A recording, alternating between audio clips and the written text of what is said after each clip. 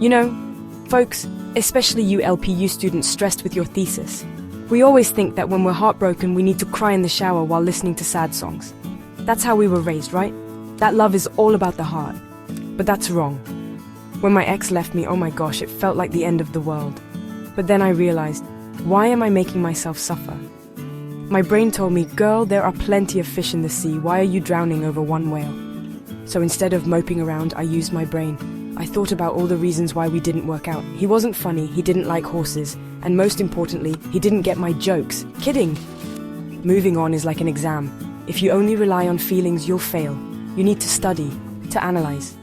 What went wrong? Where did we fall short? Not to blame each other, but to learn. The heart, you see, is fragile. A simple "how are you?" from an ex, and it gives in. But the brain will tell you, hey, wake up, he only zoned you last week, and now you're going back. Logic will remind you of all the pain and hardship you went through. So next time someone hurts you, don't take it too hard. Think about it. What's the lesson here? What upgrade do I need to make for myself? I learned that the fastest way to forget is to accept. Accept that it's over, period. No erasing. Don't hope that they'll change their mind. Instead, use your energy for other things. Go to the gym, learn to cook, or enroll in an online class. Me, what did I do? I focused on work and my friends. They made me realize that my world doesn't revolve around just one person. My brain told me, you deserve happiness more, and I just followed it. Better than being foolish, right? It's better to be single and smart. And besides, when I used my brain, I understood that we could still be friends because I removed the emotions. I thought, what good did they bring into my life? They were a part of my journey, and for that I'm thankful, but that's where it ends. No need for awkwardness or anger. We're just friends, simpler, more peaceful. Because when you use your brain, you'll see more clearly that love isn't just about us. It's also about your growth as a person. And if you're not growing together anymore, it's time to let go. It's that simple. Back in 2016, my mindset was like a fairy tale. I believed in the one. Monogamy, as they say. One partner, that's enough. The kind where you'd be together until old age, holding hands while watching the sunset. Sweet, right? But as time went on, something felt missing. It's like eating your favorite dish every day. It's delicious at first, but it eventually gets boring. Especially when a third party comes along. Oh my gosh, that hurts. You thought it was just the two of you, but it turns out there's a season 2, and you're not the star. That's when I realized that the concept of one true love isn't for everyone. Fast forward to 2026, a decade later. So much has changed. Me, for example. I became open-minded about polygamy. This isn't what you're thinking, okay? This is about admitting that you can love more than one person, and that's okay as long as everyone consents. And there's no deception. It's like a buffet. Why would you choose just one dish when you can taste them all? There's adobo, sinigang, karika. They're all delicious in their own way. The important thing is that everyone knows it's a buffet setup. No fighting over dishes, no secretly grabbing dessert. Transparency is key, my friends. In monogamy, your focus is on one person. Your joy and sorrow depend on them. When you fight, it feels like your world is falling apart. But in polygamy, the dynamic is different. If you're sad with one, you have someone else to talk to. Not for rebounding, but to get a different perspective.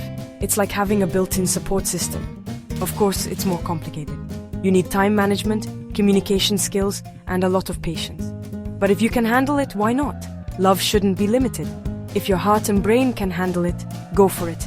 By 2027 to 2029, as I approached 30, everything became clearer to me. Being a player isn't about cheating.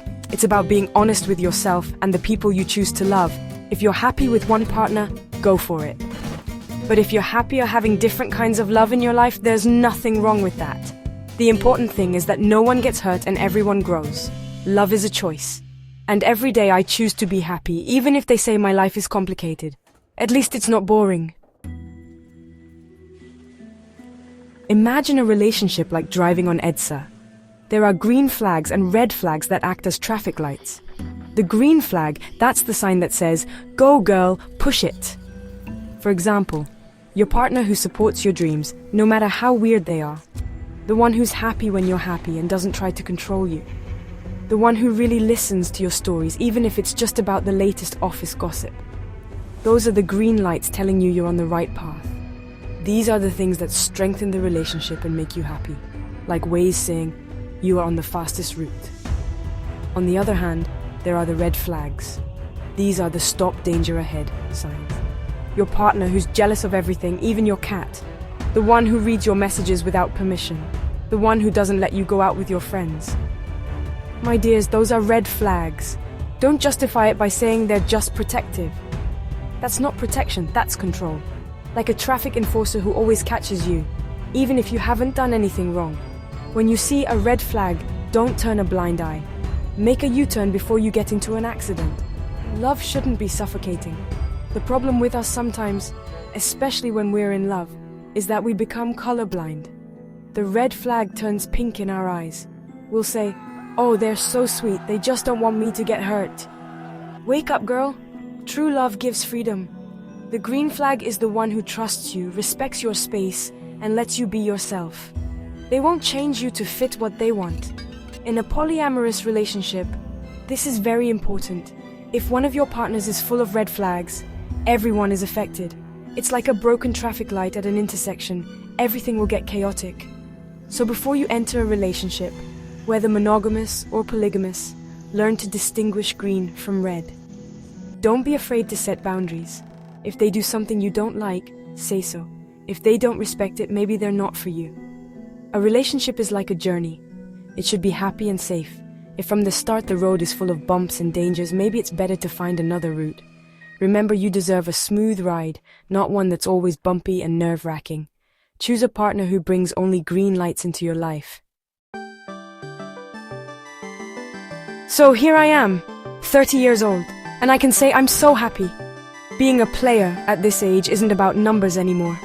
It's not a contest of who has more partners. It's about the quality of the connections you've built. It feels great to have people in your life who love you in different ways. There's one you go on food trips with, one you chat about career with, and one you cuddle with on cold nights. They don't compete for a spot, because they know each one has a special place in your life. Here it comes, February 14th is approaching. Before, I used to be stressed on Valentine's Day. I needed a date, flowers, chocolates. Now, I'm chill. It's so much fun. I have a date for a whole week. Monday, dinner with partner A. Tuesday, movie with partner B. Wednesday, road trip with partner C. And on Valentine's Day itself, we can have a group date, or just some me time. My point is, your happiness is no longer centered on one person. Love becomes a celebration of different kinds of connections. It's no longer pressure, but pure joy. In the end, I learned that love isn't just in the heart, it's in the brain too. The brain processes everything. It analyzes if the relationship is healthy. It decides who you let into your life. It reminds you to love yourself first before others. When you use your brain in love, you become stronger. You don't get hurt easily, and you bounce back faster when you fall. The heart just pumps blood and feels the butterflies, but the brain, that's the CEO of your love life. So to all the students out there, especially those from LPU who are sleep deprived from studying, remember this. It's okay to be single, it's okay to have one. And it's also okay to have many, as long as there's no deception. The important thing is that you're happy and becoming the best version of yourself.